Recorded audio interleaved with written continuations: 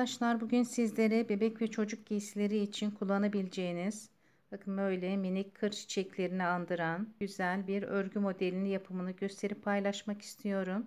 Çıtı pıtı güzel bir model. Bebek ve çocuk giysileri için kullanabileceğiniz güzel bir örgü modeli. Modelimizi yapabilmek için ilmek hesaplamanızı yaparken 6 ilmek ve katları artı bir de kenar ilmek ilavesi yaparak ilmek hesaplamanızı oluşturabilirsiniz. Bugün sizlere bu modelimizin yapımını gösterip paylaşıyorum. 2 bölümlük bir kısmını göstereceğim modelimizin. 6 kere 2 12 artı bir de kenar ilmek ilavesi yaparak ilmeklerimi şişime attım. 13 ilmeğimi attım ve birinci sıradan itibaren modelimin yapımına başlıyorum. Kenar ilmeğimi örmeden sağ şişime aktardım. İpliğimi arkadan öne aldım. 5 ters örüyorum. 1 2 3 4 ve de 5 ters ördüm. İpliğimi arkaya çeviriyorum. Bir sonraki ilmeğimi örmeden sağ şişime aktarıyorum. Tekrar ipliğimi arkadan öne çevirdim. 5 ters örüyorum. 4 5 ipliğimi tekrar arkaya alıyorum. Kenar ilmeğimi de örüp sıramı tamamlıyorum. Birinci sıram. Örgümü arkaya çeviriyorum. Arka yüzdeyim ve ikinci sıradayım.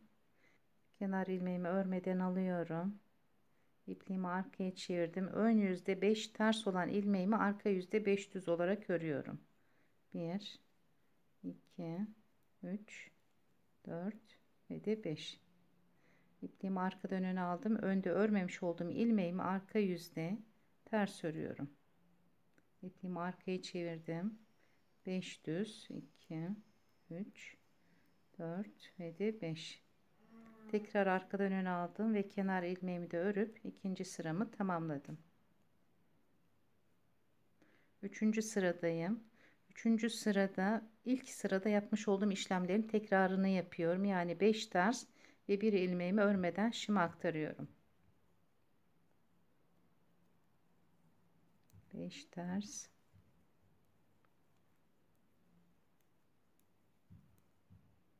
Arkaya aldım. Tekrar örmeden sağ şıma aktardım. 5 ters.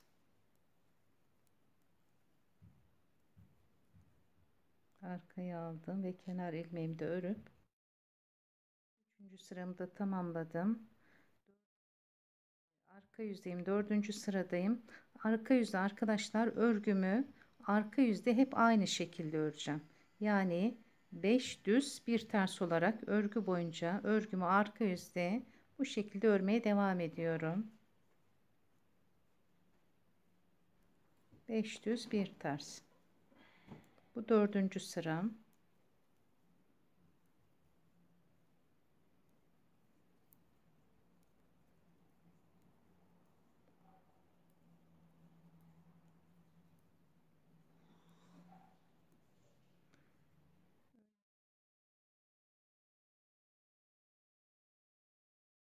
Bu beşinci sırada çiçeklerimin yapımına geçiyorum. Tekrar kenar ilmeğimi aldım. İpliğimi arkadan öne çevirdim. Şimdi 5 tane ters ilmeğim vardı. İlk 2 ilmeğimi ikisini birlikte örüp bir ilmeği indiriyorum. Yani bir ilmek eksiltmiş oluyorum. Ters ördüm. İpliğimi arkaya çevirdim. Şimdi üçüncü sol şişimdeki bakın o 5 tersimin üçüncü olan ilmeğimin 4 sıra örmüştüm ya, 4 sıra aşağı iniyorum. 1 2 3 4 4 sıra aşağı indikten sonra şişimi batırıyorum. Arkadan şişime ilmeğimi doladım ve bir tane uzatılmış ilmek aldım. Bu 4 sıranın yüksekliği kadar olacak uzatmış olduğum ilmeğim. Bir uzattım. Şişimdeki ilmeğimi düz örüyorum. Tekrar aynı yerden, aynı noktadan bir tane daha uzatılmış ilmek alıyorum. Yani 2 tane uzatılmış ilmeğim var ve arada bir düz örmüş olduğum ilmeğim. İpliğimi arkadan öne alıyorum. Kenarda 2 tersim kalmıştı. İkisini de tekrar birlikte örüp bir ilmek eksiltiyorum.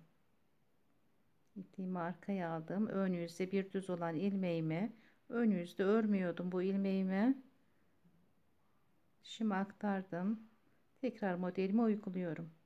5 tersin olduğu ilk 2 ilmeğimi birlikte örüp bir ilmek eksiltiyorum.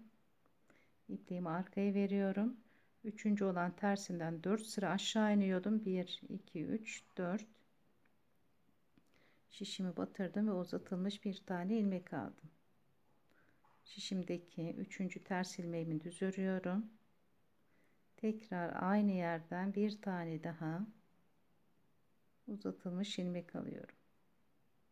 İpliğimi arkadan öne aldım ve sonda kalan iki ters ilmeğimi de ikisini birlikte örüp bir ilmek eksiltiyorum. Kenar ilmeğimi de örüp sıramı tamamlıyorum. Bu 5. sıra. Örgümü arkaya çevirdim. 6. sırada ne yapıyordum? Örgümün arka yüzünde 5 düz bir ters örüyordum. Yani arka yüzü hep aynı şekilde örüyorum. 5 düz, 2 3 4 ve de 5. Bakın şu ön yüzde örmemiş olduğum ilmeğime denk geldim. İpliğimi arkaya çevirdim. Onu arka yüzde ters örüyorum. 5 düz, 1 2 3 4 ve de 5. Kenar ilmeğimi de örüp sıramı tamamlıyorum. 6. sıramdı. Tekrar ön yüze geldim. Modelim dediğim gibi 6 sırada bir tekrar eden bir örgü modeli. Şimdi 4 sıra bir model daha bir modelin yapımı daha göstermek istiyorum. 4 sıra daha önden 5 ters bir ilmeği düz olan ilmeği örmeden sağ şinize aktarıyorsunuz. Arka yüzde 5 düz bir ters örüyorsunuz. 4 sıra olacak şekilde örgümü örüyorum.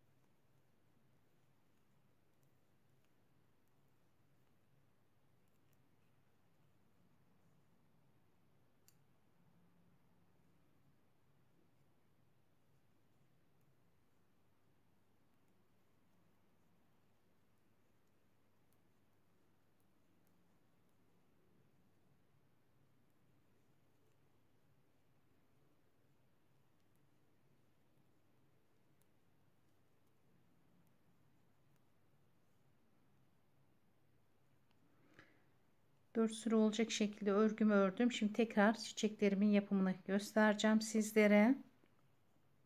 Kenar ilmeğimi aldım. İpliğimi arkadan öne çevirdim. Şu 5 tersimin ilk 2 tanesini birlikte tersten örüp bir ilmek eksiltiyordum. İpliğimi arkaya alıyorum. Üçüncü olan ters ilmeğimin altından 4 sıra aşağı iniyordum. 1 2 3 4. 4 sıra aşağı inip şişimi batırıyorum.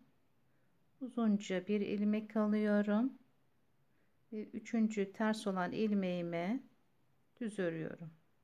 Tekrar aynı yerden uzunca bir ilmek alıyorum.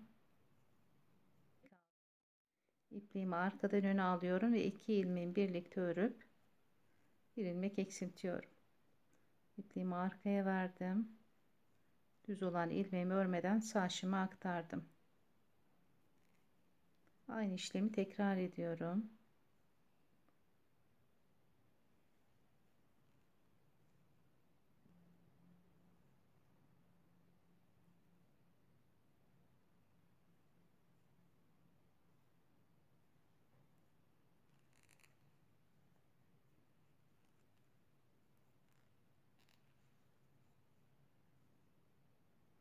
Arka yüze dönüyordum. Arka yüzde 5 düz bir ters örüyordum.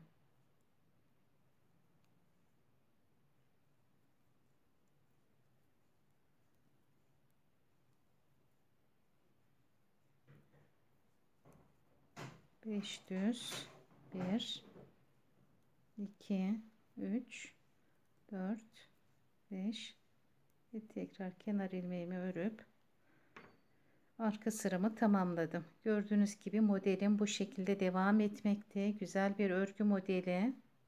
Çıtı pıtı bebek ve çocuk giysilerine yakışacak güzel bir örgü modeli.